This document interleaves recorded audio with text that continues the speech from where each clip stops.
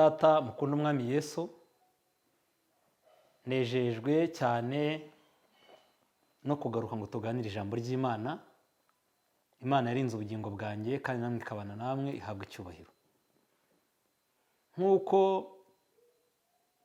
umuntu wese uriho muri iki gihe abona neza ko tugeze ku iherezo ry'amateka y'iyi si, birakwiriye neza ko tugenzuza ijambo ry'Imana, tukareba neza niba inzira n'umurongo Yesu yashyizeho ngo abazamukurikira bose bazayigenderemo, niba koko ariyo twanyuzemo. Birakwiriye yuko tugenzura neza niba amahitamo yacu atuganisha ku bugingo buhoraho cyangwa niba atuganisha ku nzira y'urupfu rw'iteka ryose. Nyamara nk'uko tubisoma mu ijambo ry'Imana, tubwirwa neza yuko Imana yakunze abari mu isi cyane, bituma itanga umwana wayo w'ikinege kugira ngo umwizera wese atarimbuka, ahubwo ahabwe ubugingo buhoraho. Muri iryo somo tubona neza ko icyo Imana agomba gukora yaragikoze, yatanze umwana wayo Yesu. Izina ry'Imana rihabwa icyubahiro. Nge nawe rero, Yesu yaje mu isi atwereka inzira dukwiye gucamo, na mbere y'uko aza yabwiraga abahanuzi bakabwira abantu, bakabwira ishyanga ry'Imana, kugira ngo hatabaho ushaka kwiharurira iyo nzira, hatabaho ushaka kugenda ukundi, ahubwo Imana yagaragaje uburyo n'inzira umuntu ashobora gucamo kugira ngo azaragwe ubugingo buhoraho. Muri aka kanya ndasaba Imana cyane kugira ngo ituyobore mu ijambo ryayo, iduhishurire uburyo bumwe rukumbi dushobora gukoresha kugira ngo amahitamo yacu tutayerekeza aho Imana idashaka, tutayerekeza ku nzira y'urupfu, ahubwo tuyerekeze ku bugingo buhoraho nk'uko ijambo ry'Imana rivuga. Mbere y'uko dutangira icyigisho cyacu, reka duce bugufi dusenge. Data wa twese uri mu ijuru, Mana yacu kandi mwami wacu, izina ryawe ryiza rihimbazwe. Uyu mwanya twongeye kugushima, tugushime Kristo watanze kugira ngo umwizera wese atarimbuka, ahubwo ahabwe ubugingo buhoraho. Benshi bagiye bayoberezwa mu nyigisho zitari zimwe, bigatuma amahitamo yabo ataba meza.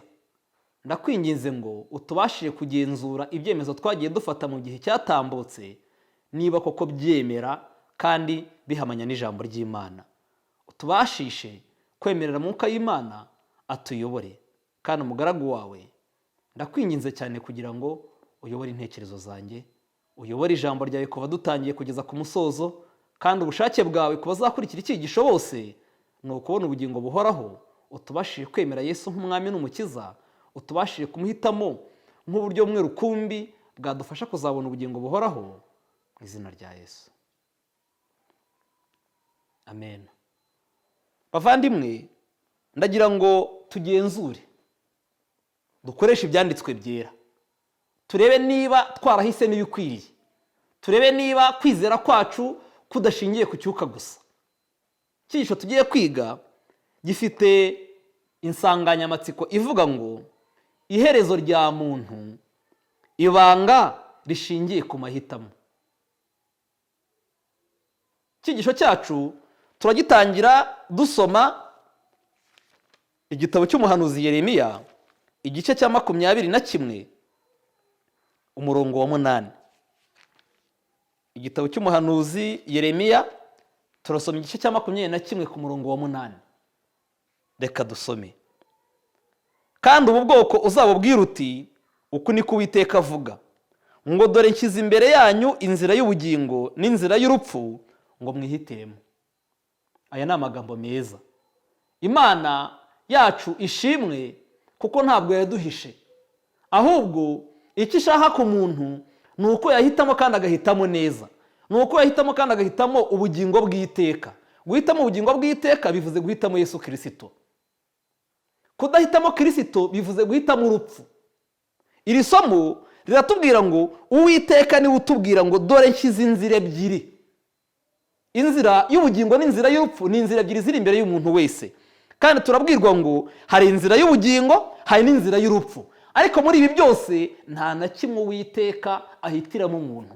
Nta mbaraga Uwiteka akoresha ngo akubwire ngo nguhaye ubugingo, nta mbaraga Uwiteka akoresha ngakubwire ngo nkwimye ubugingo.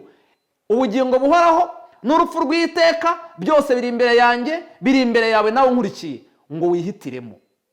Amagambo nk'aya Uwiteka yabwiye ishyanga rya Isiraheli, nabo ababwira guhitamo. Tubisanga mu Gutegeka kwa kabiri mu gice cya 30. Mureke tuhajye. Gutegeka kwa kabiri igice cyawo cya 30, turasoma ku murongo wa 19. Baratwandikiye ngo, uyu munsi ntanze ijuru n'isi ho abahamya bazabashinja yuko ngushyize imbere ubugingo n'urupfu, n'umugisha n'umuvumo. Nuko uhitemo ubugingo ubone kubaho wowe n'urubyaro rwawe. Ahangaha turabona Uwiteka abwira Abisiraheli muri iki gice cya 30, arababwira ngo ntanze ijuru n'isi h'abahamya bazabashinja yuko ngushyize imbere. Imana yatanze ijuru n'isi h'abahamya. Umuntu wese yashyizwe imbere ibintu bibiri. Umuntu wese yashyizwe imbere ubugingo, hashyirwa n'urupfu. Guhitamo no kwanjye nawe. Twibuke ko turimo kwiga icyigisho kivanga iherezo rya muntu, ibanga rishingiye ku mahitamo. Iherezo ryanjye nawe uyu munsi wa none ntabwo nakubwira ngo iherezo ryawe niri, nawe ntabwo wambwira ngo iherezo ryawe niri, ariko guhitamo kwanjye, guhitamo guhoraho, guhitamo gushikamye, guhitamo gushingiye ku byanditswe byera, kuri bugene byanze bikunze iherezo ryanjye. Kuri bugene byanze bikunze niba iherezo ryanjye ari ubugingo buhoraho cyangwa niba iherezo ryanjye ari urupfu rw'iteka ryose. Reka nkwibutse ikintu kimwe, muri ubu buzima tujya dukora ishoka byose, tugatanga imbaraga zacu, tugatanga umwete wacu, tugatanga igihe cyacu ngo tugire ibintu byo muri ubu buzima dushyikira. Uko byagenda kose ntabwo tuziyicarira ngo iby'ubugingo buhoraho byizane. Igihe cyose umuntu atari muri Yesu, nta ruhande rwa gatatu rubaho, aba ari muri Satani. Igihe cyose umuntu atari muri Yesu, uko byagenda kose, ushobora gutekereza ko muri Yesu hari ukuvuga ngo nasenze gutya, ushobora gutekereza ko ari ukuvuga ngo nasomye iki gice iki n'iki, ariko kuba muri Yesu birenze cyane amagambo umuntu abasha kuvuga, birenze cyane ibikorwa runaka umuntu ashobora kwisanga arimo gukora. Niyo mpamvu tugiye kugenzuza ijambo ry'Imana ngo turebe hagati muri aya mahitamo abiri, ubugingo buhoraho n'urupfu, icyo ushobora guhitamo icyo ari cyo. Turacyafite amahirwe yo kuba twahitamo, ariko amahirwe dusigaranye ntabwo ari maremare. Dufite amahirwe y'igihe gito cyane. Reka ubwo ari igihe gitoya cyane, Imana idufashe tugikoreshe neza, duhitemo neza. Guhitamo neza kwanjye niyo mahirwe yanjye ari bugena amaherezo yanjye. Guhitamo nabi kwanjye no kutumvira imiburo y'ijambo ry'Imana nizo ngorane zanjye, kuko bizasoza menye neza ko nibeshye kandi kuba nabihindura bitagishoboka. Reka rero bigishoboka twemerere umwuka w'Imana atuyobore mu ijambo ryayo, hanyuma tugenzuza ibyanditswe byera aho guhitamo kwacu kubasha gushingira, kugira ngo tutarimbuka. Dusoma mu gitabo cy'Imigani amagambo meza cyane, ngira ngo dusome igice cyaho cya 16 umubare wa 25. Imigani igice cyaho cya 16 turi busome umubare cyangwa se umurongo wa 25. Baranditse ngo, hariho inzira umuntu yibwira ko ari nziza, ariko iherezo ryayo ni inzira z'urupfu. Ndagira ngo dutekereze neza. Hariho inzira umuntu yibwira ko ari nziza, ariko iherezo ryayo ni inzira z'urupfu. Turi mu Migani igice cya 16 umurongo wa 25. Aha batubwira inzira umuntu ashobora guhitamo, akahitamo yibwira ko ari nziza, ariko bigasoza iherezo ry'iyo nzira ari inzira z'urupfu. Ubwo umuntu yabahise mwate, inzira umuntu yabahisemo yaba ari bwoko ki?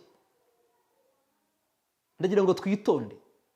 Ikintu kigendanye n'imyizerere ni ikintu cyo kwitondera, ni ikintu umuntu agomba guhitamo yabanje gutekereza neza.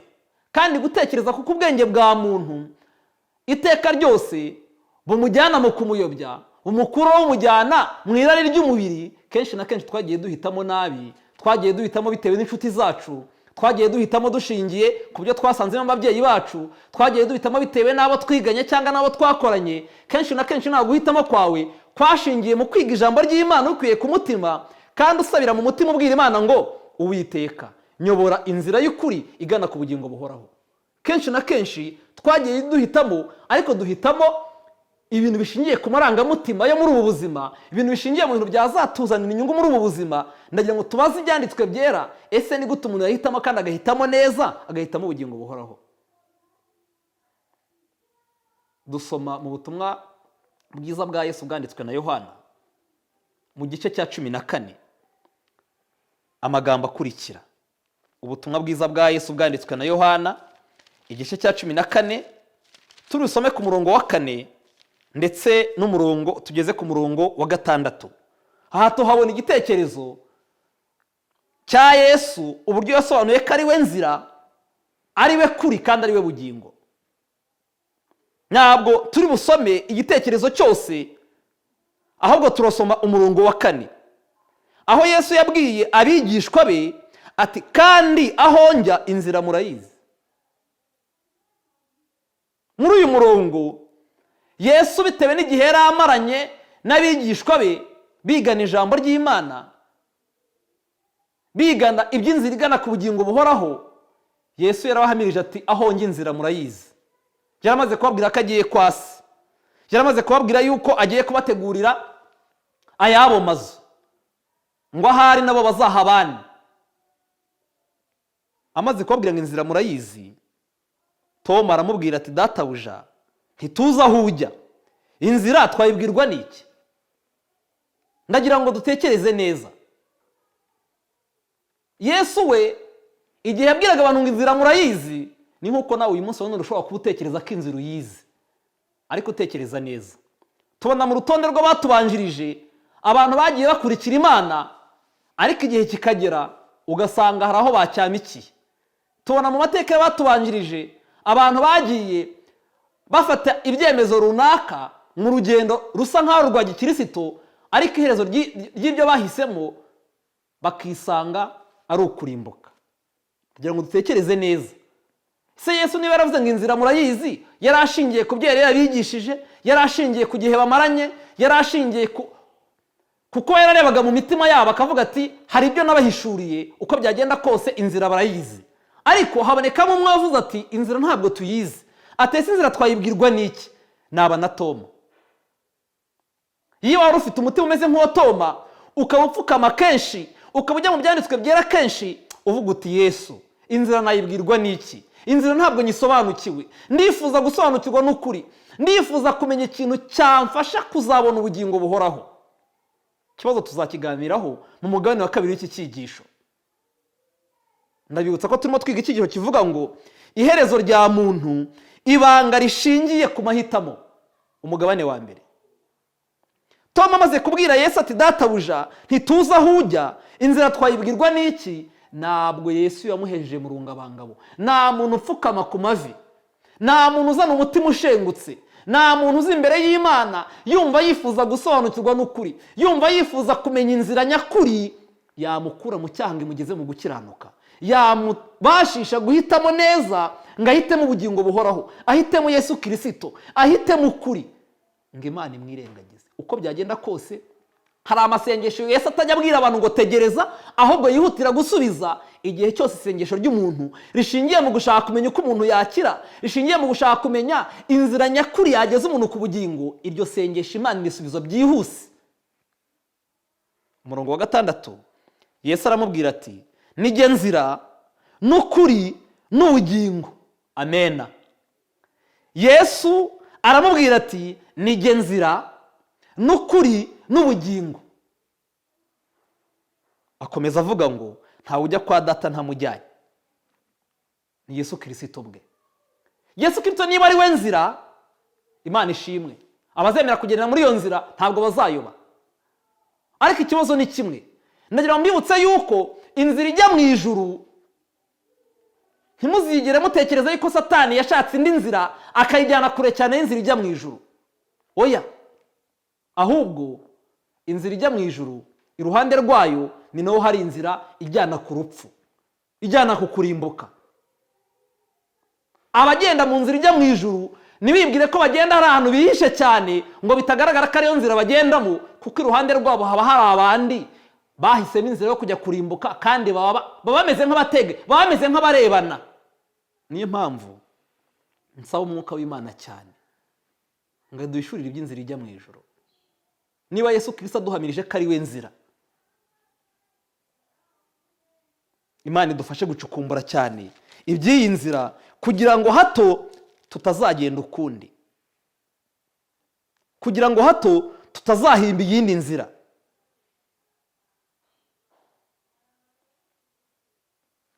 Mu butumwa bwiza bwa Yesu bwanditswe na Yohana mu gice cyaho cya 6 dusoma ku murongo 45 amagambo akurikira: byanditswe mu byahanuwe ngo bose bazigishwa n'Imana. Umuntu wese wumvise ibya Data akabyiga aza aho ndi. Amen. Yesu wasezeraniye muntu yuko ari we nzira, ari we kuri, kandi ari we bugingo. Aduhamirije ku murongo wa 45 ngo byanditswe mu byahanuwe. Muri Yesaya 54 ku murongo wa 13 niho byahanuwe na Yesaya. Yahanuye iki? Yaravuze ngo bose bazigishwa n'Imana. Niba Imana ariyo mwigisha, nkuko muri Yohana 15 banditse, niba Imana ariyo mubwiriza, niba Imana ariyo yishingiye ubwonko bw'abantu, imitima y'abantu, ngo izabigishe kandi bahishurire inzira y'ukuri, inzira yageza abantu ku bugingo buhoraho, kuyoba bizaturuka ku burenganzira bwawe, kuyoba bizaturuka ku mahitamo yawe. Kuko niba Bibiliya itubwiye ngo bose bazigishwa n'Imana, Imana ihabwa icyubahiro, yatanze ubwishingizi muri uyu murongo. Nutamenya inzira y'ukuri, nutakira ukuri mu mutima, nutakira ubugingo buhoraho, bizaba byaturutse ku mahitamo yawe. Kuko Bibiliya iduhamirije yuko abantu bose babishaka, abafite inzara n'inyota, abifuza gusobanukirwa n'ukuri kandi bakamenya inzira nyakuri yabageza mu ijuru. Nk'uko twabibonye, isezerano ry'Imana ni uko Imana ubwayo ari izabigisha. Ubundi se ni gute umuntu wabyawe n'umugore yafata Bibiliya mu biganza bye akabasha kwiga kugeza ubwo amenya neza icyo Imana imubwira? Ariko isezerano ry'Imana ni uko umutima umuntu azanye imbere y'Imana yicishije bugufi kandi asenga, yifuza gusobanukirwa n'ukuri, Imana iramusanga kandi ikamwigisha. Reka twumve. Niba isezerano ry'Imana ari uko bose bazigishwa n'Imana, umuntu wese wumvise ibya Data, iyo ni intambwe ya mbere. Uzabyumva biciye mu mubwiriza, uzabyumva biciye ku maradiyo, uzabyumva biciye ku muturanyi, uzabyumva biciye mu gitabo wasomye. Umuntu wese wumvise ibya Data, umuntu wese wamenye yuko hari inzira ebyiri imbere ye, hari inzira y'ubugingo, hari n'inzira y'urupfu. Nyamara akumva ntagashaka urupfu, akumva ntagashaka kubura ubugingo buhoraho, ntagashaka kurimbuka, akumva mu mutima we havutsemo inzara yo gukurikira Yesu, agatangira gushakashaka, agatangira kwiga ijambo ry'Imana, agatangira kubaza abaturanyi cyangwa abavandimwe cyangwa ababyeyi. Baratubwiye ngo umuntu wese wumvise ibya Data akabyiga, ni intambwe ya kabiri. Akabyiga, hari ukubyumva nturekeraho, ahubwo ukimara kubyiga, ukimara kumva ibintu ari byinshi. Uyu munsi wa none hari abanyamadini batandukanye menshi cyane ntazi umubare wayo, kandi bose barigisha. None kikubwira yuko ibintu wahisemo ariko kuri ni igiki? Ukwiye gutekereza neza ukareba niba amahitamo yawe ashingiye ku by'ijambo ry'Imana ryemera. Ukwiye gutekereza neza ukareba niba amahitamo yawe ari ibyanditswe byera biyaguha. Ushobora kuba warabonye abantu bagenda nawe ukabakurikira, wabuhuriye ingorane. Umuntu wese wumvishe ibya Data akabyiga, Bibiliya yatubwiye ngo aza aho ndi. Ndabararikira gukunda kwiga. Mu Byahishuwe igice cya mbere umurongo wa 3 batubwiye amagambo agaragaza yuko hahirwa umuntu usoma ubuhanuzi bw'iki gitabo. Hahirwa umuntu usoma amagambo y'ubu buhanuzi, hahirwa n'abayumva bakitondera ibyanditswe muri bwo, kuko igihe kiri bugufi. Aha ngaha turabona yuko mu bantu bahirwa harimo abantu bakunda gusoma amagambo y'ubuhanuzi. Hahirwa abayumva, hahirwa abitondera ibyanditswe muri bwo. Gusoma, kumva no kugira gute? No kwitondera. Niyo mpamvu Yohana atubwira ngo umuntu wese wumvise ibya Data akabyigazaho ndi, ariko ubyumvise ntabyige ntabwo yajyaho Kristo ari. Ushobora kubaho mu buzima bwawe utagira umwanya wo kwiga. Ushobora kubaho mu buzima bwawe utagira umwanya wo kuganira n'Imana mu byanditswe byera. Ntabwo inzira wahisemo ariyo. Ntabwo iyo nzira yakugeza ku bugingo buhoraho. Mu Efeso igice cya 5 umurongo wa 10 Pawulo yandikiye Abefeso ngo iki? Reka tujye mu Efeso igice cya 5 ku murongo wa 10. Baranditse ngo mushakashake uko mwamenya ibyo umwami ashima. Amena. Imana ikoresheje Pawulo yandikiye Abefeso ababwira gushakashaka. Ntabwo yababwiye kwiyicarira, ntabwo yababwiye kwiryamira, ntabwo yababwiye kugira abantu runaka bagira abayobozi ngo bava ibyo bazatubwira gusa nibyo tuzakira. Ahubwo yarabwiye ngo buri wese muri mwebwe nashakashake amenye ibyo umwami ashima, amenye ngo Imana ikunda ibi abigenderemo, amenye ngo Imana yanga ibi abyihane. Mushakashaka uko mwamenya ibyo umwami ashima. Murongo wa 15 nuko mwirinde cyane uko mugenda, mutagenda nk'abatagira ubwenge, ahubwo mugende nk'abanyabwenge. Turi mu Efeso igice cya 5 umurongo wa 15. Nuko mwirinde cyane uko mugenda, mutagenda nk'abatagira ubwenge, ahubwo mugende nk'abanyabwenge. Ibishatse kuvuga iki? Bishatse kuvuga ko hari abantu bari mu nzira bibwira ko ari inzira igana ku bugingo buhoraho, bibwira ko bari mu mahitamo mazima abaganisha ku bugingo bw'iteka, nyamara akaba bagenda nk'abatagira ubwenge. Ubwo byumvikane ko mu bagenzi harimo abagenda ariko badafite ubwenge. Ubwo ni abahe? Muri Yobu 28 umurongo wa 28 baranditse ngo dore kubaha Uwiteka nibwo bwenge, kuva mu byaha niko kujijuka. Ubwo nta bwenge na bumwe, nta shuri na rimwe umuntu yakwiga mu ubwenge. Amashuri yose ariho ku isi abantu bayakuramo ubumenyi, ariko kubaha Uwiteka nibwo bwenge. Kugenda nk'abanyabwenge ni ukubaho abantu bayobowe n'iki ijambo ry'Imana ribabwira. Baratubwiye muri uwo murongo ngo kuva mu byaha niko kujijuka. Niba kuva mu byaha ariho kujijuka, kubaho Uwiteka bikaba aribwo bwenge, byumvikane yuko uyu murongo utubwira ngo nuko mwirinde cyane uko mugenda mutagenda nk'abatagira ubwenge. Ubwo ni ukugenda abantu badafite kubaha Imana. Kandi kubaha Imana ntabwo biri mu muntu. Kubaha Imana umuntu abihabwa no kwihana ibyaha bye no kuyoborwa n'ijambo ry'Imana. Ahubwo mugende nk'abanyabwenge. Kugenda nk'abanyabwenge nta handi twabikura. Yakobo yaranditse ngo ubuze ubwenge busaba Imana kuko ibutanga itimana kandi itishama. Ubwenge nyakuri buturuka mu kwihana no kwemera ko ubuntu bw'Imana bukorera mu mutima. Niyo mpamvu Bibiliya yatubwiye ngo mucunguze uburyo umwete kuko iminsi ari mibi. Umuntu wese nagenzure kwihana kwe, umuntu wese nagenzure niba koko yaremereye Imana ko isohoza umurimo wayo mu mutima. Tubona mu Byahishuwe igice cya 14 kuva ku murongo wa 6 ubutumwa bw'abamarayika 3.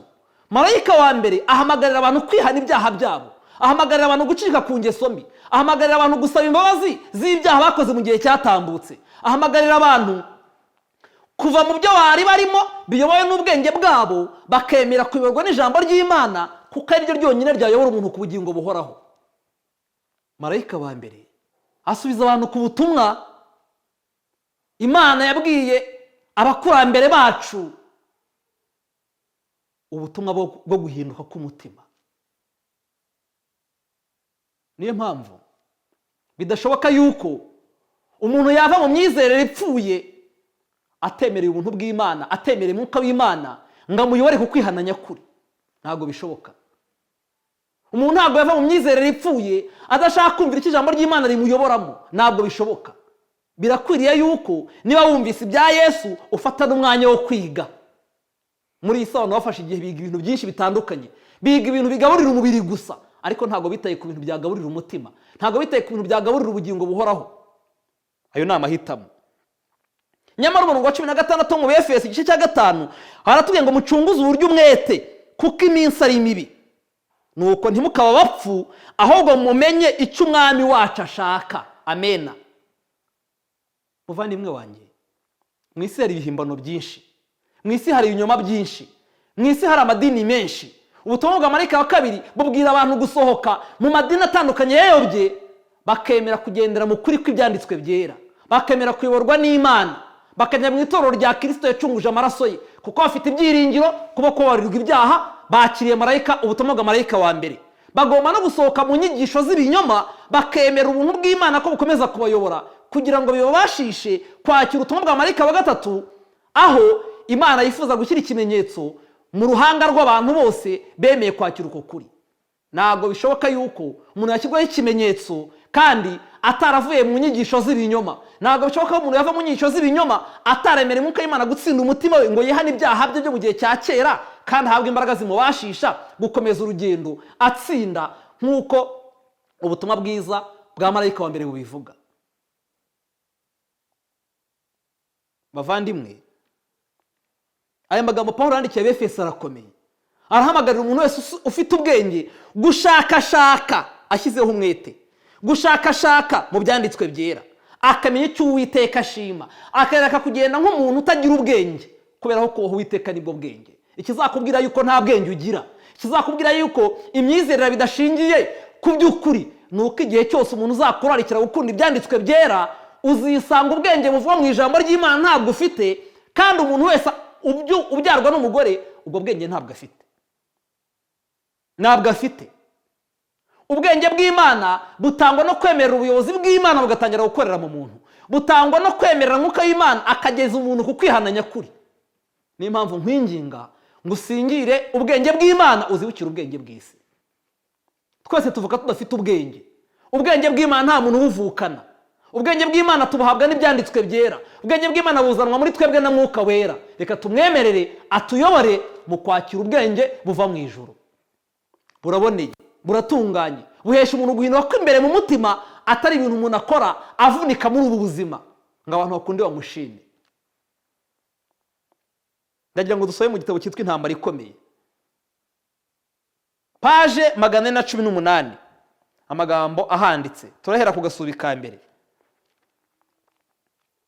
Turakoresha igitabo gitoya 418 agasubi ka mbere.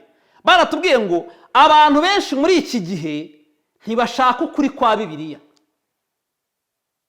Kubera iki? Kubera iki abantu benshi badashaka ukuri kwa Bibiliya?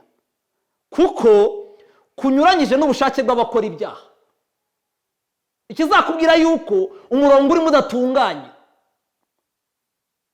ikizakubwira yuko Satani yakwibereje mu nzira kubeshya ko igana mu ijuru, ariko ikabigana ku rupfu, ikabigana ku kurimbuka, nuko ijambo ry'Imana Bibiliya izaguhishurira ukuri, izakubwira ibintu udahagazemo neza, ukumva ntabwo ushaka kubyemera kubera ukuntu wamenyereye, kubera uko abantu runaka bakwigishije, kubera imyaka myinshi umaze mu bintu, kubera kurebesha amaso bigaragara ukabona ibyo bintu urimo hari abandi benshi babirimo. Ninde bakubwiye ko Imana igendera ku bwinshi bw'abantu ijya gukiza? Abantu benshi muri iki gihe ntibashaka ukuri kwa Bibiliya kuko kunyuranyije n'ubushake bw'abakora ibyaha n'umutima ukunda iby'isi, maze Satani nawe akazana ibishuko ahereye ku byo bakunda. Aya magambo ateye ubwoba.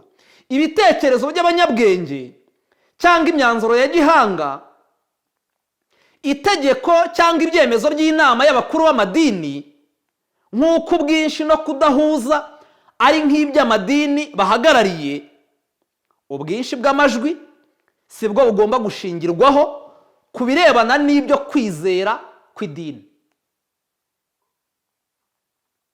Ndasubiramo. Ibitekerezo by'abanyabwenge cyangwa imyanzuro ya gihanga, itegeko cyangwa ibyemezo by'inama y'abakuru b'amadini, nk'uko ubwinshi no kudahuza ari nk'iby'amadini bahagarariye. Ntabwo mbizi niba amagambo urimo kuyumva. Aha baratubwira ibitekerezo by'abanyabwenge cyangwa imyanzuro y'abahanga. aha baratubwira itegeko cyangwa ibyemezo by'inama y'abakuru b'amadini. Baratubwiye ngo ubwinshi bw'abanyamadini no kudahuza kwabo bingana n'amadini bahagarariye, kandi abo bose bakitwaza Bibiliya, bakitwaza ko bakurikiye Imana, bakitwaza ko ariyo bakorera. Ariko muvandimwe wanjye, mbere y'uko nkomeza, nagira ngo usomere isomo rimwe ryanditse mu gitabo cya Yesaya, cy'umuhanuzi Yesaya. Wumva amagambo yanditse mu gice cya 4. Yesaya igice cya 4 ku murongo wa mbere baranditse ngo, uwo munsi abagore 7 bazajya ku mugabo umwe, bamubwire bati, tuzitungirwa n'ibyo kurya byacu, kandi tuzajya twiyambika ubwacu, ariko uduhe kwitirirwa izina ryawe, udukize urubuga rw'abantu. Muvandimwe, ndagira ngo utekereze neza. Ikintu cyitwa amahitamo ni ikintu gikomeye, ni ibanga riremereye, aho umwe ashobora guhitamo undi agasigara, aho abana b'impanga umwe yahitamo undi akabyihorera, umwe agahitamo ubugingo undi agahitamo urupfu. Ijambo ry'Imana ritubwira ko umugore, nk'uko muri Yesaya 54 urwa 2 rwa 11 n'ahandi habitubwira, umugore mu buhanuzi bishatse gusobanura ko ari itorero. None ngo uwo munsi abagore 7, 7 ni umubare wuzuye, mu yandi magambo ni igishyitsi. None ngo abagore 7, ubwo byumvikane ko niba ari ikintu cyuzuye, ni abanyamadini cyangwa se ni amatorero menshi cyane, ariko umubare ushyitse, niko navuga. Ngo bazajya ku mugabo umwe. Nitujya mu gitabo cy'umubwiriza tuzasanga mu bagabo 1000 habonetsemo umugabo umwe, kandi umugabo wabonetse ni Yesu Kristo. Umugabo uvugwa aha ngaha ni Kristo. Bazajya ku mugabo umwe bamubwire bati, gwumve b'abagore 7 cyangwa se abanyamadini bose bagomba kujya ku mugabo umwe ari we Kristo, bakamubwira bati, tuzitungirwa n'ibyo kurya byacu. Kandi ibyo kurya tubwirwa mu ijambo ry'Imana, Yesu Kristo niwe mutsima w'ubugingo, Yesu Kristo niwe tabazi, Yesu Kristo niwe byo kurya by'imitima yacu. Igihe yatanga ifunguro ryera, yabwiye abigishwa be yuko yarabwiye ati, bimujye mubikora kugira ngo bibe urwibutso. Yabahaye umubiri cyangwa se umutsima uhagarariye umubiri we, abaha na divayi ihagarariye amaraso ye. Byumvikane ko rero tuzitungirwa n'ibyo kurya byacu, kandi ibyo kurya yaduhaye ni ijambo ryera, ni ijambo ryera, ni Bibiliya. Nyamara bo baravuze bati, twe tuziyeranja, tuzishakira ibyacu byo kurya. Byumvikane ko bazajya bashakisha ibyo bigisha, bazashaka ibyo bizera, ariko binyuranye n'ibyo kurya ijuru ryatanze. Icya 2 bati, kandi tuzajya twiyambika ubwacu. Tubona muri Bibiliya mu Byahishuwe igice cya 3 ku murongo waho kuva ku wa 18, k'Imana yagiriye itorero ryayo inama yo kugira gute, yo kwiguraho imyenda yera, imyambaro igomba kwambika abana b'Imana, nk'uko mu Byahishuwe 16 habivuga, igomba gutangwa n'Imana ubwayo. None abanyamadini bati, tuzishakira ibyo kurya byacu, kandi tuzishakira imyambaro, tuziyambika ubwacu, ariko uduhe kwitirirwa izina ryawe. Ubundi tukwitirirwe gusa, udukize urubuga rw'abantu. Ntabwo dushaka ko abagore b'indaya, ntabwo dushaka ko abagore badafite abagabo. None nkubaze wowe nkurikiye, ubundi ni iki umugabo amariye umugore we? Ni iki umugore amariye umugabo we? Niba umugabo atahahira urugo, niba umugabo atakwambika umugore n'abana be, niba umugabo nta kintu na kimwe amariye urugo uretse kwitirwa ko ari nyurugo rwo gusa, nta kindi kintu arumariye, uwo muntu aba ari umugabo? None ikibazo kiri aha ngaha, abagore ubwabo nibo bisabira umugabo yuko bazigaburira, bakiyambika, bakikorera ibintu byose, bakamwitirirwa gusa ngo batazitwa indaya. Ubwo byumvikane ko bafite abandi babibakorera, bafite abandi bagabo babibakorera, ariko bakitirirwa umugabo runaka umeze nk'udahari. Dutekereze neza kuri iki kintu. Nagira ngo dukomeze amagambo twasomaga mu ntambara ikomeye, aho batubwira ngo nk'uko ubwinshi no kudahuza ari nk'iby'amadini bahagarariye, ubwinshi bw'amajwi si bwo bugomba gushingirwaho ku birebana n'ibyo kwizera kw'idini. Ubwinshi bw'amajwi si bwo bugomba gushingirwaho ku birebana n'ibyo kwizera kw'idini. Kuba abantu ari benshi cyane musengana ntabwo aribyo bivuze yuko muri mu nzira y'ukuri. Kuba abantu barahisemo ibintu ari benshi, ari umuryango wose, ari itsinda rigari, kuba idini ryawe rishobora kuba riri ku isi yose, ibyo ntabwo aribyo byashingirwaho ibigendanye no kwizera. Baratubwiye ahangaha ngo mbere yo kugira ihame cyangwa inyigisho iyo ari yo yose twemera, mbere yo kugira ihame cyangwa inyigisho iyo ari yo yose twemera, dukwiriye kubanza kwibaza niba bihuje n'iri jambo ngo uko niko Uwiteka avuga. Amen. Ngaho genzura urebe niba ibintu wizeye koko bihuje n'uko Uwiteka avuga mu ijambo rye. Reka nkubwire, niba utishingikirije kuri Bibiliya ngo wige Bibiliya nk'uburyo bumwe rukumbi Imana yashyizeho bwabashisha abantu kubona ubugingo bwabo no kumenya inzira yabageza mu ijuru, waba warayobye. Ntukwiye gushingira ku nzozi, ntukwiye gushingira ku mayerekwa, ntukwiye gushingira ku mubwiriza runaka ngo utekereze ko azi kuvuga ibintu neza cyane. Igire mu byanditswe byera, ishakashakire, cukumbura, usenga cyane kugira Imana iguhishurire inzira y'ukuri. Aha baratubwira ngo Satani ashishikariye cyane kwerekeza ibitekerezo byacu ku bantu aho guhanga amaso ku Mana. Satani ashishikariye cyane kwerekeza ibitekerezo byacu ku bantu aho guhanga amaso ku Mana. Yerekeza amaso y'abantu ku bepiskopi bakuru, ku bapasitoro, ku bigisha b'iby'iyobokamana nk'abayobozi babo, mu cyimbo cyo gushakashaka mu byanditswe byera ngo bimenyere ubwari cy'Imana ibashakaho. Urumva atari ishyano muvandi? Urumva atari ko wahisemo? Ongera utekereze neza. Aya magambo ndayasubiramo. Satani ashishikariye cyane kwerekeza ibitekerezo byacu ku bantu. Ubwo nabahagarariye amadini atandukanye, n'ababwiriza batandukanye. Ugasanga umuntu atigiye nemera umubwiriza uriya simwemera. Umubwiriza uramwemera mwiki? Wakwemeye Yesu n'ijambo rye. Umukuru w'idini uramwemera mwiki? Kubaha abayobozi ni byiza, kubaha abayobozi ni ngombwa, ariko igihe cyose batakuyobora mu murongo ijuru ryatanze biciye mu byanditswe byera, ntacyo kubaha kwawe byakugezaho, kuko bo ubwabo ntabwo bakugeza mu bugingo buhoraho, nabo ubwabo ntabwo bazigezayo. Muvandimwe wanjye, ndakwingize tekereza ku mahitamo yawe. Aho guhanga amaso ku Mana, yerekeza amaso y'abantu ku bepiskopi bakuru. Dufite intumwa mu gihugu cyacu, dufite abitwa abahanuzi, dufite abitwa abapasitoro, dufite abitwa ba bishopu, dufite abarevera, dufite n'ayandi mazina menshi. None ikibazo umuntu yakwibaza ni iki? Satani niba ashishikariye kwerekeza ibitekerezo by'abantu ku bandi bantu, akaba yerekeza amaso y'abantu ku bepiskopi bakuru no ku bapasitoro no kubigisha, ubwo n'ababwiriza ntabwo dusigara, no kubigisha b'iby'iyobokamana nk'abayobozi babo, mu cyimbo cyo gushakashaka mu byanditswe ngo bimenyere ubwabo icyo Imana ibashakaho. Urumva batarahisemo nabi? Tekereza neza guhitamo kwawe. Nuko rero iyo Satani amaze kwigarurira intekerezo z'abo bayobozi, abenshi abikoreshereza ibyo ashaka.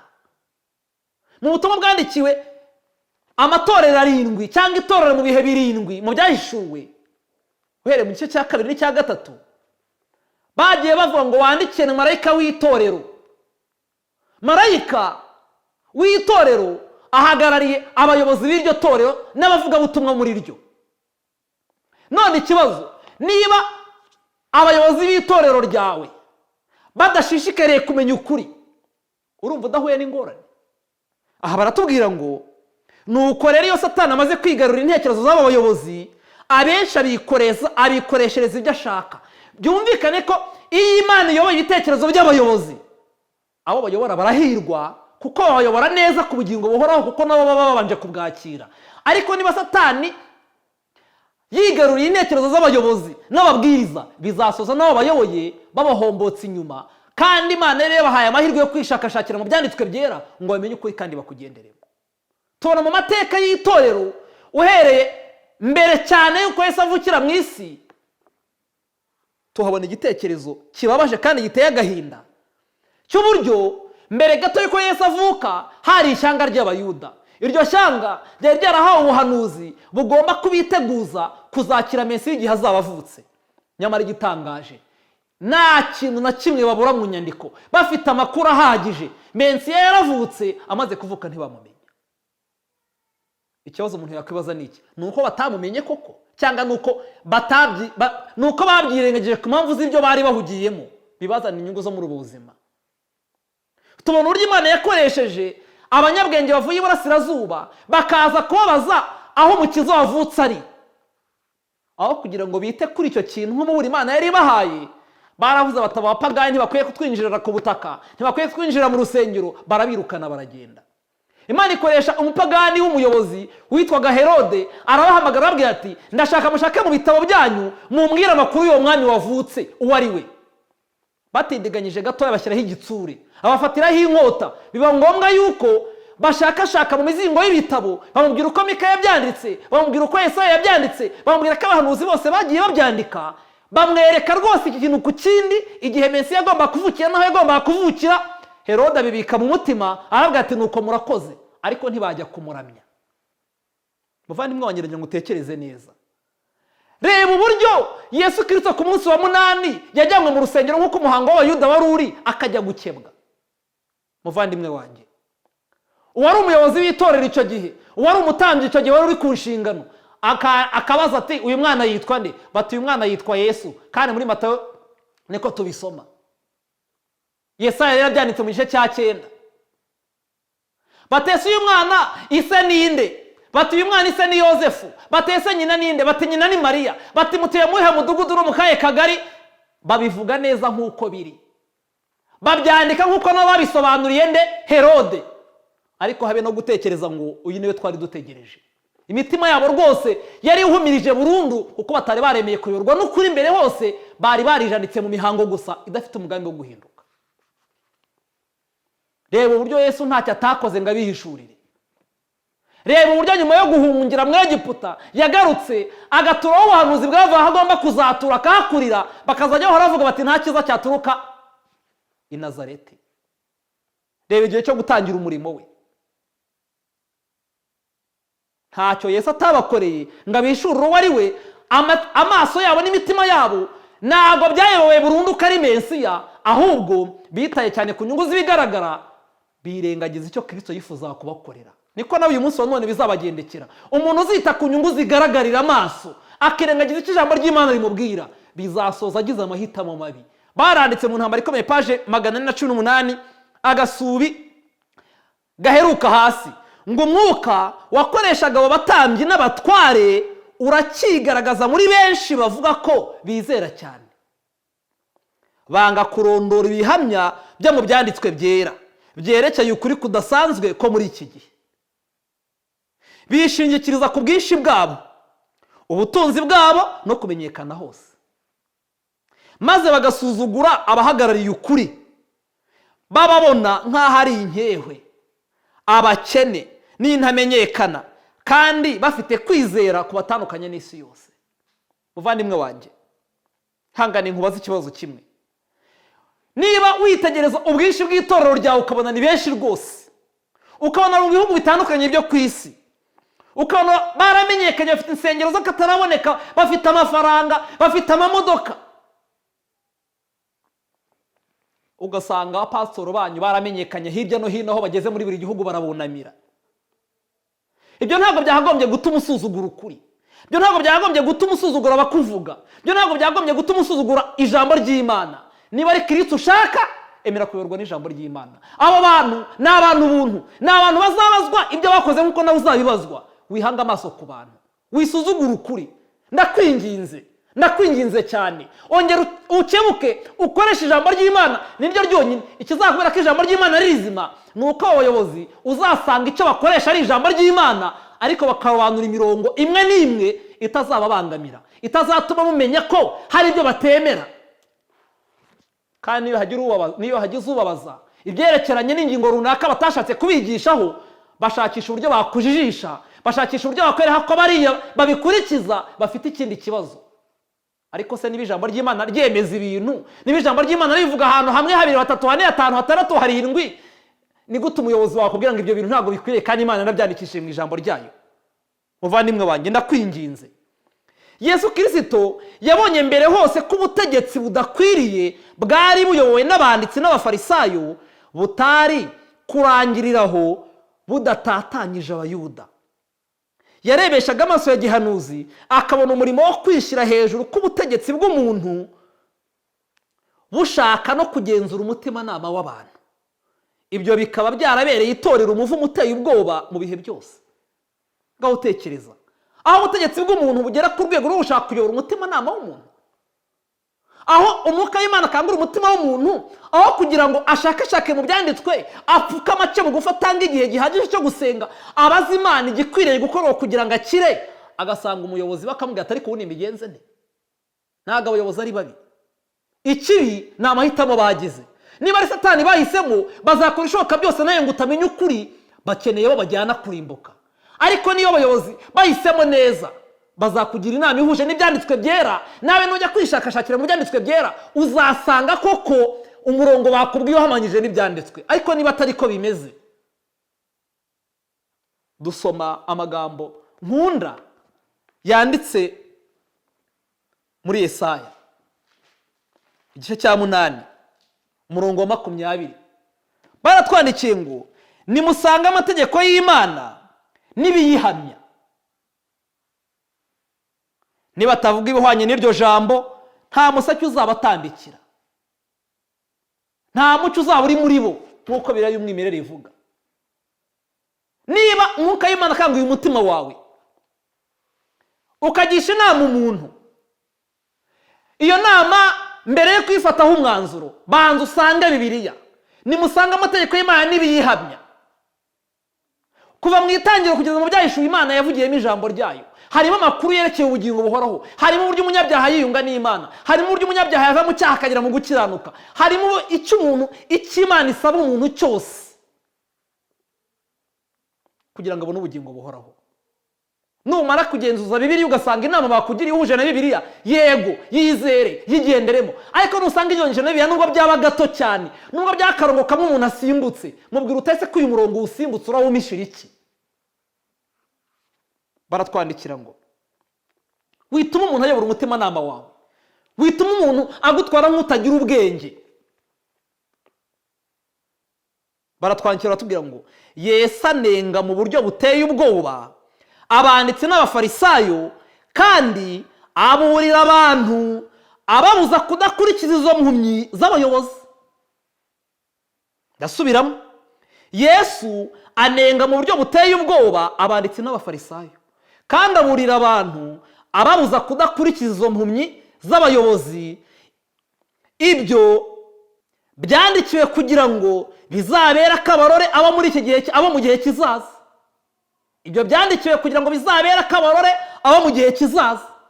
Niba Yesu atanga uyu muburo kugira ngo ishyanga ryagiye rikurikiraho nyuma y'abayobozi cyangwa se ishyanga ry'abayuda rizamenye ko rikwiye kwitwara, ritazagwa mu mutego nk'uwo baguyemo, muvandimwe wanjye uramenye ntabwo ukwiye kugwa mu mutego nk'uwo abayobozi b'ishyanga ry'abayuda baguyemo. Abizera muri icyo gihe hari umutego baguyemo wambabaje. Dusoma mu butumwa bwiza bwa Yesu bwanditswe na Yohana mu gice cya 7, amagambo buri gihe iyo nyasomye arambabaza. Mwumva ukuntu abizera twagowe. Abizera kenshi na kenshi duhora dushaka kurebera ku bantu iteka ryose, bikaduteza ingorane, bigatuma tudafata icyizere dukwiye kugirira Imana, aho kugira ngo tukigirire Imana tukakigirira abantu. Twabona abatuyoboye batagenze gutya tukibwira yuko ibyo bintu Imana itabirimo. Muzasoma iki gitekerezo cyose cyo muri Yohana igice cya 7, muzasome kuva ku murongo wa 45, aho abatambyi bakuru n'abafarisayo batumye abasirikare kujya gufata Yesu. Nuko abafarisayo igihe batumaga abasirikare ngo bajye gufata Yesu, abasirikare baragenda bakurikirana ibyo Yesu avuga, bakurikirana uko yigisha, bakurikirana uko asubiza, bakurikirana ibitangaza akora, barangije barakata barigarukira banga kumuzana. Umurongo wa 47, abafarisayo igihe babazaga abasirikare batese ko mutamuzanye bigenze gute, barangije barabasubiza bati mbese namwe mwayobejwe. ngo n'abafarisayo babazaga abasirikare namwe mwayobejwe kuba twabatumye umuntu mukaba muje mutamuzanye. umurongo nashakaga no 48 uravuga ngo hari umuntu n'umwe wo mu bakuru cyangwa mu bafarisayo wamwizeye ku buryo neza rwose namwe mugenda ngo yigishije neza ngo yakoze ibi n'ibi uko mubizi hari umuntu n'umwe wo mu bakuru cyangwa se mu bafarisayo wamwizeye? mbabarira unyumvire, bishatse kuvuga ngo niba nta muntu n'umwe wo mu bakuru, niba nta mutambyi wamwizeye, akaba nta muyobozi mu idini yawe wamwizeye, cyangwa se uvuga intera ivuga nk'iyo umubwiriza runaka yakubwiye, ntabwo icyo ari ikimenyetso ugomba kureberaho yuko abo bantu bakuyoboye bari mu kuri. inzira niwe nk'uko twabisomye muri Yohana 14, inzira y'ukuri ni Yesu Kristo. genzura mu byanditswe byera urebe niba Imana ibyemera mu ijambo ryayo ubyizere, ariko niba itabyemera witonde inshuti yanjye, udahitamo nabi ukabura ubugingo buhoraho. Cyigisho turimo twiga kiravuga ngo iherezo rya muntu ibanga rishingiye ku mahitamo. bakomeza batwandikira ngo nyamara nubwo ibyanditswe byera byuzuyemo imiburo ijyanye no kwirinda abigisha b'ibinyoma, nubwo ibyanditswe byera byuzuyemo imiburo ijyanye no kwirinda abigisha b'ibinyoma, abantu benshi biteguye kurindisha ubugingo bwabo abakuru b'idini. Ndimo ndasaba mu ntambara ikomeye page 419 mu gasubi ka kabiri hagati. Nubwo mu byanditswe byera huzuyemo imiburo ijyanye no kwirinda abigisha b'ibinyoma, abantu benshi biteguye kurindisha ubugingo bwabo abakuru b'idini. Kandi mu byanditswe byera ariho harimo umurongo abantu bakwiye kugenderamo kugira ngo batayoba. Muri iki gihe ibihumbi byinshi by'abavuga ko ari abanyedini ntibashobora gutanga impamvu n'imwe y'ukwizera kwabo usibye ibyo bigishijwe n'abayobozi b'idini yabo. none se umuyobozi w'idini yawe hari ahantu yanditse muri Bibiliya? none ntubasha gutanga impamvu z'ibyiringiro byawe, ntushobora gutanga impamvu z'ibyo wizeye ngo uhamishe ibyanditswe byera impamvu yo kwizera kwawe. ngo se urumva utarayobye? urumva amahitamo yawe utarimo kwerekeza ku rupfu aho kwerekeza ku bugingo buhoraho? bagenda bakikira inyigisho z'umukiza nk'abatazibonye, maze ibyiringiro byabo bakabyubaka ku magambo babwiwe n'ababwiriza babo. ariko se abo babwiriza bo ntibakwibeshya? ni mu buhe buryo ni mu buhe buryo ki twakwiringira ubuyobozi bwabo uretse ijambo ry'Imana ryatwereka ko ari abatwaramucyo koko? ndakwinginze tekereza kuri ibi bintu. kubura umutima w'ubutwari bwo kwivana mu nzira mbi z'isi bitera benshi kugera ikirenge mu cy'abanyabwenge, maze kubwo kwangira kwigenzurira ku giti cyabo cyangwa se kubwo kwanga kwigenzurira ku giti cyabo baboherwa mu ngoyi z'ubuyobe badafite ibyiringiro. babona ko ukuri ko muri iki gihe guhishuriwe muri Bibiliya, kandi bakumva imbaraga y'Umwuka Muziranenge iyoboye ko kuri, ariko bakarengaho bakemera inyigisho z'abayobozi b'idini yabo zibateshura kuri uwo mucyo. nubwo intekerezo n'umutimanama by'abo bantu binyurwa n'uko kuri, ariko kuko bayobejwe ntibashobora gutekereza ibicishije ukubiri n'ibyo bigishijwe n'ababwiriza babo, maze gushyira mu gaciro n'ibyo barangamiye byose bigasimburwa no kutizera, ubwibone n'urwikekwe by'undi muntu. ndashaka kukubaza muvandimwe wanjye, ntabwo urigishwa ukuri ngo gutsinde umutima wawe? ntabwo urabona neza ko ibintu wiringiye binyuranye by'ihabya n'ijambo ry'Imana? ntabwo uragira amahirwe yo gutega amatwi icyigisho cyangwa se muganire n'umuntu runaka ubone neza yuko umurongo w'ibyo wizeye unyuranye rwose n'uko Bibiliya ibyigisha? ntabwo waba ubaho wirengagiza amategeko y'Imana kandi mu mutima wawe ubona ko mu byanditswe byera ariko kuri isi igomba kwakira kandi abantu bagomba kugenderamo bakakwizera ngo bazabone ubugingo buhoraho.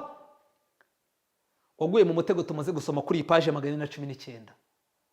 uratsindwa, umutima nama wawe ukakwemeza ukuri, ariko bakomeza kwishingikiriza ku bayobozi b'idini yawe ugakomeza kuvuga ngo ese nimba ihindura abantu bazamfata bate, ugakomeza kuvuga ngo ese inshuti zanjye ko nzaba nzitakaje, ugakomeza kumva yuko abantu rutezeho amakiriro muri ubu buzima bari bashingiye mu idini ryawe uzaba ubatakaje. Ariko nubwo wahitamo kuba umutindi ukazahabwa ubugingo buhoraho, nta gihombo waba ugize muri ubu buzima. Nshuti yanjye, emera Yesu uko nawe wahisemo Yesu wikoreye amaboko. Baranditse aha ngo ukuri n'ikuzo by'Imana ntibitandukana.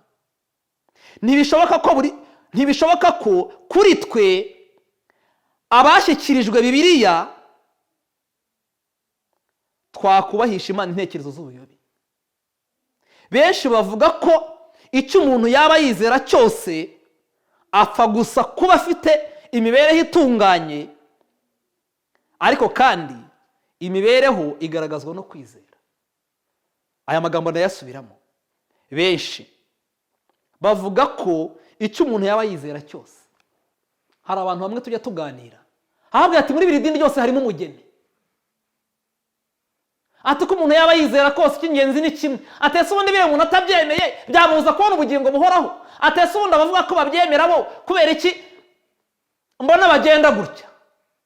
Muvandimwe mwonyine ndakubwiye ngo witegereze ku bana, wahanze amaso Yesu kari we wenyine twahawe yo gukirizwamo, izina rya Yesu kari ryo ryonyine twahawe ryo gukirizwamo. Kuki ureba ku bantu niba bavugisha amagambo ko bizera nyamara mu mitima bakaba batarakiriye Yesu, urabashaka iki? Ntago ijambo ry'Imana ritwemerera ko ikintu cyose umuntu yavuga ko yizera ntacyo gitwaye. Dufite inzira imwe rukumbi, Imana ni imwe, Bibiliya ni imwe, umubatizo ni umwe, umwuka wera ni umwe, Yesu waducunguye ni umwe. Ni gute wumva yuko hari inzira nyinshi? Inzira ijya mu ijuru ni imwe. Ntabwo kuri ari kwinshi, ukuri ni kumwe, ni Yesu Kristo. Kandi ntabwo tugusanga ahantu henshi, ni hamwe mu byanditswe byera, Bibiliya yonyine. Nuyifata mu biganza byawe ugasenga Imana ngo ikuyobore, ukuri kuri muhereye mu itangira ukagera mu byahishuwe, kwahawe abantu ngo kubafashe guhishurirwa inzira yabageza ku bugingo buhoraho. Muvandimwe wanjye, wikwemerera Satani hakomeza kukuyobya. Dusigaranye agahe gato cyane ko guhitamo, dusigaranye agahe gato cyane ko kwemera kuyoborwa n'ibyanditswe byera. Ndakwinginze utarikorera amaboko, ndakwinginze utarakubita hepfo no haruguru wabuze uko wigira. Emerera Yesu ayobora intekerezo zawe, emerera ijambo ry'Imana rikwereka inzira wakiriramo. Niba umucyo n'ukuri, kuri page 420 niho ngeze, niba umucyo n'ukuri byaratugezeho maze tukirengagiza amahirwe yo kukumva no kukureba, ubwo tuba tukwanze duhisemo umwijima mu cyimbo cy'umucyo. Ndagira ngo ikintu cyumve neza. Niba ugize amahirwe yo kubona umucyo n'ukuri ukabyigishwa, ariko ukirengagiza amahirwe yo kuguhitamo ngo kugenderemo, bishatse kuvuga ngo urubanza imbere yawe handikwa yuko wamenyeshejwe ukuri uko ariko, wabwiwe ukuri ko ariko ukanga kukwemera. Icyo gihe uba ukwanze, uhisemo inzira y'umwijima mu cyimbo cy'umucyo. Niyo mpamvu twasomye isomo riri mu Migani mu gice cyaho cya 16:25, amagambo avuga ngo hariho inzira umuntu yibwira ko ari nziza, ariko iherezo ryayo rikaba inzira y'iki? Rikaba inzira y'urupfu. Wowe kwibwira ko inzira ari nziza, kwibwira ko wakwizera kose ntacyo bitwaye, itonde. Niba ijambo ry'Imana riciraho iteka ibyo urimo, amaherezo iyo nzira izakugeza mu kurimbuka kw'iteka ryose bigishoboka. Va muri iyo nzira. Emera Yesu wenyine, emera ijambo ry'Imana ko rikubera umuyobozi, vana amaso ku bantu. Igihe hariho amahirwe, aya magambo yitondeye ni agasubi ka kabiri kuri page 420 mu ntambara ikomeye. Igihe hariho amahirwe yose yo kumenya ibyo Imana ishaka, igihe hariho amahirwe yose yo kumenya ibyo Imana ishaka, ubujiji ntibuba bukibaye urwitwazo rwo kuyoba cyangwa gucumura. Iki kintu cyumve neza. Niba Imana yatanze amahirwe yo kumenya ukuri, ubujiji ntago waba ukibaye urwitwazo ngo none se ko nta nimbisobanukiwe neza. Kandi Imana yaguhaye amahirwe ukiga ijambo ry'Imana rigatsinda umutima wawe, guhitamo ni ukwawe. Inzira ni ebyiri, hitamo ubugingo cyangwa uhitemo urupfu. Imana yaduhaye ijambo ryayo kugira ngo tubashe kwimenyereza inyigisho zikubiyemo kandi tunamenye ubwacu icyo Imana idusaba. Niba Imana yaduhaye ijambo ryayo kugira ngo tubashe kwimenyereza inyigisho zikubiyemo kandi turumenye ubwacu icyo Imana idusaba. Ni inshingano yacu muvandimwe wanjye, ni inshingano yacu guhitamo, ni inshingano yacu gufata icyemezo. Wikwemerera Satani hakomeza kukuyobya muri iyi minsi. Hasigaye agahe gato cyane Yesu akagaruka. Ndakwinginze, emerera Yesu akuyobore kukwihana nyakuri. Emerera Mwuka w'Imana akuyobore mu kwiga ibyanditswe byera. Wikumva yuko ibyanditswe byera bifite runaka ugomba kubimenya na runaka utagomba kubimenya. Hoya, twabonye yuko Imana yatanze isezerano ry'uko uzazana umutima wicishije bugufi izamuyobora mu byanditswe byera kandi ikamugeza ku gusobanukirwa na kuri, ikamugeza ku gufata icyemezo cyamugeza ku bugingo buhoraho. Paje 422 mu ntambara ikomeye baratwandikira ngo ubu turiho mu gihe gikomeye cy'amateka y'isi. Iherezo rya byose riri hafi kugera. Imibereho yacu y'ahazaza ndetse n'agakiza k'abandi bantu bishingiye ku guhitamo kwacu kwa none. Amen. Dukeneye kuyoborwa na Mwuka w'ukuri. Uwizera Kristo wese akwiriye kwibaza atya ati, Mana yanjye urashaka ko nakora iki? Iri jambo ribike mu mutima. Umuntu wese akeneye kwibaza ikibazo kivuga ngo, Mana yanjye urashaka ko nakora iki? Dukeneye kwicishiriza bugufi imbere y'Uwiteka, twiyiriza ubusa kandi dusenga, kandi tukanigana ijambo ry'Imana umwete mwinshi, cyane cyane dutekereza ku bijyanye n'urubanza. Tugomba kugira umwete wo kugira ubumenyi bwimbitse mu by'Imana. Nta gihe na gito dufite cyo gupfusha ubusa. Ibyaduka bikomeye biratugose. Turi mu gikingi cya Satani yishimira. Nimuhunikire yemwe barinzi bashyizweho n'Imana, kuko umwanzi abasatiriye ahora arekereje ngo igihe cyose mushobora gucika intege cyangwa muhunyiza abagwe gitumo maze abahindure umuhigo we. Wishwe no gutekereza imico runaka, wishwe no gutekereza yuko utajya mu muhanda ngo ugende wasinze. Witekereza ubwo nta muntu turasambana mu bigaragara nta kibazo mfite. Ndakwinginze, tekereza neza. Tekereza neza. Ugenzuze ibyanditswe byera, urebe niba koko umurongo Bibiliya yigisha ari wo murongo ugenderaho. Mu itangiriro tubona Imana ibwira Adamu na Eva iti, dore nshyize imbere yanyu, reka umurongo ngusome ne kuvuga mu magambo. Igice cya 2 umurongo wa 16, Imana yabwiye Adamu na Eva ngo, Uwiteka Imana iramutegeka iti, ku giti cyose cyo muri iyi ngobyi ujye urya imbuto zacyo uko ushaka, ariko igiti cy'ubwenge bumenyesha icyiza n'ikibi ntuzakiryeho, kuko umunsi wakiriyeho no gupfa uzapfa. Muvandimwe wanjye, igihe cyose Adamu na Eva batakoze ikosa ngo barye ku giti cyabuzanyijwe, nta kibazo bari bafitanye n'Imana. Ariko igihe babirenzeho bagakora gato kujya Imana yababujije, bakarambura ukuboko bakarya ku itunda Imana yababujije kuryaho, iteka ryari ryavuzwe n'Imana mbere yuko bakora icyaha ryahise ricibwa. Umuntu ahita agerwaho n'umuvumo, umuntu ahita agerwamo n'icyaha, kugeza uyu munsi wa none kutumvira kwabo kwagejeje isi muri aka kaga turimo. Kandi kumvira niho kuzabashisha umuntu kugera ku bugingo bw'iteka ryose. Witekereza yuko wakomeza kugenda uko byumva, witekereza yuko amahitamo yawe yakomeza kuyashingira ku bantu. Ndakwinginze, iringira Imana yonyine, kuko ibyanditswe byera byonyine byahumetswe n'Imana, kandi umumaro wabyo ni ukwigisha umuntu. Umumaro wabyo ni ukumwemeza ibyaha bye. Umumaro wabyo ni ukumuhanira gukiranuka. Umumaro wabyo ni ukumutunganya, ngo umuntu w'Imana batunganye ashyitse afite ibimukwiriye byose, akicaye ku ntebe y'imbabazi. Ndakwinginze, arambuye ibiganza ngo akwakire. Ndakwinginze cyane, ibitekerezo byawe wikomeza kubishingira mu migani imihimbano, wikomeza kubishingira mu bwenge bw'abantu bafite ibintu runaka bararikiye. Ndakwinginze, emera Yesu Kristo, emera kuyoborwa n'ijambo rye mu izina rya Yesu. Dusoza icyigisho cyacu, reka dusenge. Data wa twese, Mana yacu, ngushimiye mbikuye ku mutima urukundo wakunze umuntu. Ngushimiye cyane amaraso wamenye ku musaraba ngo umunyabyaha acungurwe. Satani yamanukiye isi, yamanukira afite umujinya mwinshi. Satani yirirwa azerera ashaka ko yaconshomera, ashaka kurimbura umuntu.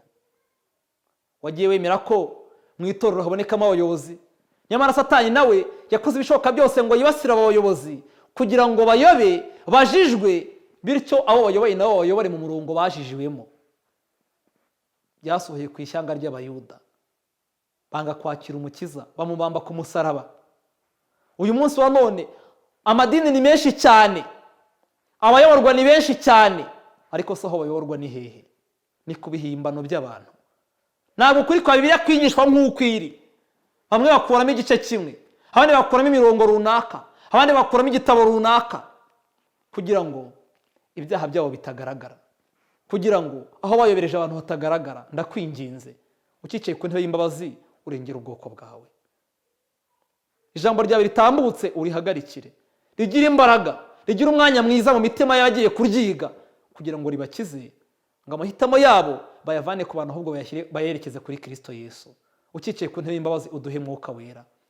Wasezeranye mu byakozwe n'intumwa yuko uzatanga imbaraga, kandi imbaraga ya Mwuka Wera wasezeranye niyo gukura abantu mu cyaha, niyo kubageza mu gukiranuka, niyo kubashije guhitamo neza. Ngo duhe Mwuka Wera kugira ngo tubashije guhitamo neza, atubashije guhitamo ubugingo buhoraho, adukize urupfu, mu izina rya Yesu. Amen.